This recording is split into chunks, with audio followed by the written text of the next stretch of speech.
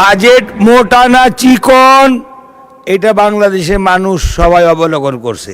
অন্তর্বর্তীকালীন সরকার এই 18 মাসও লুটতরাজ করছে। আলোচনায় অংশগ্রহণ করবেন কিশোরগঞ্জ 5 আসন থেকে নির্বাচিত মাননীয় সদস্য জনাব শেখ মুজিবুর রহমান ইকবাল।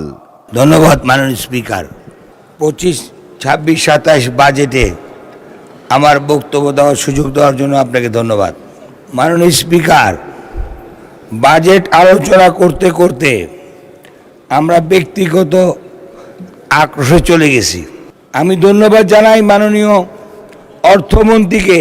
17 বছর স্বৈর শাসকের অবসানের পর অন্তর্বর্তীকালীন সরকার এই 18 মাসও লুটতরাজ করছে। তারপরে আবার ইরানের যুদ্ধ, এর ভিতরে যে উনি বাজেট দিতে পারছে, এই 20 কোটি মানুষের পক্ষ থেকে ওনাকে ধন্যবাদ জানাই। বাজেট মোটা না চিকন এটা বাংলাদেশের মানুষ সবাই অবলোকন করছে। আমি ছোটবেলার থেকে দেখতেছি, বিগত 17 বছর দেখছি, বাজেট যেদিন হয়েছে হওয়ার সাথে সাথে রাস্তায় মিছিল, মানি না, মানবো না, এই বাজেট মানি না।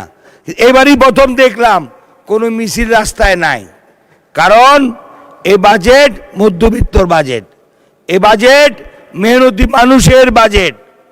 এ বাজেটে মানুষের স্বাস্থ্য খাতের বিভিন্ন অংশের দাম কমাইছে, শুধু একটা আইটেমের দাম বাড়াইছে, যেটা হলো মদের দাম।